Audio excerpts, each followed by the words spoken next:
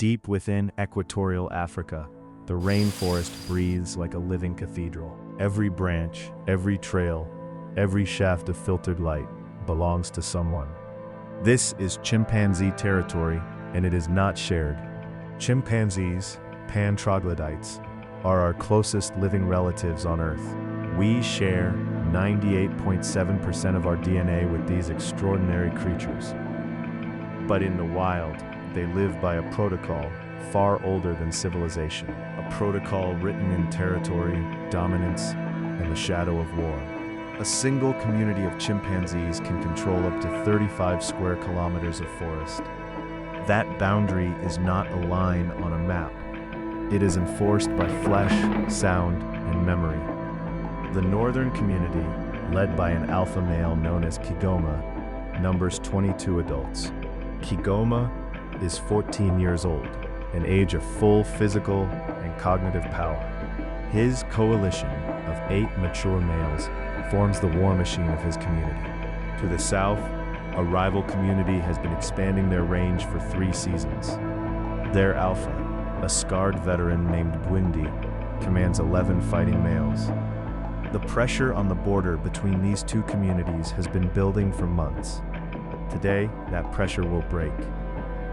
Before any confrontation, there is the patrol. Chimpanzee border patrols are one of the most studied phenomena in primatology. Kigoma moves with 6 coalition males in a tight, silent formation. Their knuckle walk becomes deliberate, slow, almost military in its precision. There is no vocalization, no play. The group has shifted into a different mode entirely. Scientists call this behavioral shift entering patrol mode. In patrol mode, chimpanzees climb higher, scan longer, and react to threats with extraordinary speed. One male breaks from the group and ascends 50 feet into a fig tree. From this vantage point, he can see across 3 ridgelines. He freezes. His eyes lock onto movement in the valley below. There, moving through the understory, the southern community's patrol force. Bwindi's males, 9 strong, are deep inside what Kigoma considers his territory. The scout drops from the tree, lands silently, and rushes back to Kigoma. What follows is not random aggression. It is tactical communication. Kigoma touches his scout's shoulder and holds eye contact for nearly 3 seconds. In chimpanzee society, that gesture carries the weight of a field commander's order. The coalition begins to split.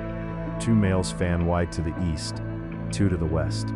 A flanking maneuver, planned, executed with the discipline of a hunting pack.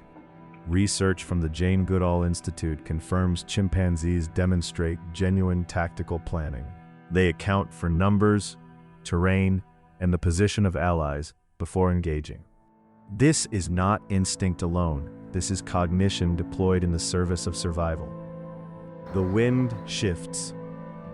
Bwindi's leading male stops and raises his hand. He has caught a scent, the unmistakable musk of a rival male. Bwindi's patrol halts. 9 bodies go perfectly still. In the canopy above, Kigoma watches, waits. The next 30 seconds will determine the fate of a territory the size of a small town. Kigoma descends like a controlled avalanche, 70 kilograms of muscle and will. The forest erupts in a wall of sound, screaming, drumming, crashing branches. This acoustic warfare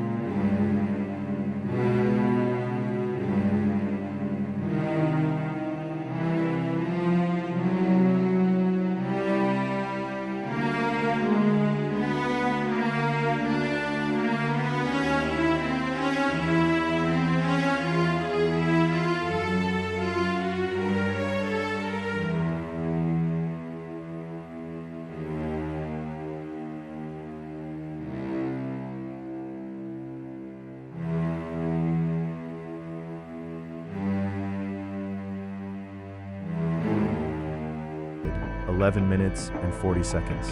In that time, no member of either community became prey to the other. This outcome is, scientifically, the most common result of chimpanzee intercommunity encounters. The display, the bluff, the tactical pressure, these are designed to resolve conflict without cost. After the confrontation, Kigoma's coalition grooms one another for nearly an hour. Grooming is not merely hygiene, it is the social cement of chimpanzee society. It repairs the psychological tension that combat, even avoided combat, generates. For Bwindi, today's retreat carries consequences that extend far beyond this afternoon. In chimpanzee hierarchy, perception of strength is the currency of power. His community watched. Every individual recorded this outcome in their social memory. Challengers within his own ranks may now test his authority more boldly. The politics of the forest operate on a continuous loop, victory and vulnerability in constant rotation. Kigoma, meanwhile, has secured something vital, a food-rich corridor along the southern ridge. Within that corridor, fruit trees are currently bearing, a critical resource in the dry season. Territory in chimpanzee society is ultimately a proxy for food security. Every meter of forest controlled is a buffer against starvation for the alpha, his allies, and their offspring. This is the biological foundation of war, not hatred, but resource competition rendered in evolutionary time. The patterns we see in chimpanzee warfare echo uncomfortably in the history of our own species. Coalition building, flanking tactics, psychological intimidation, these are not uniquely human inventions. They were written into the primate genome long before Homo sapiens walked upright. As the sun descends behind the canopy, Kigoma leads his coalition deeper into the secured territory. He stops once, looks back at the southern ridge, and then moves on. The war protocol for today is complete. But tomorrow, the forest will wake again, and the boundary must be defended again. In a world governed by territory and dominance, there is no final victory. There is only the next patrol and the will to endure.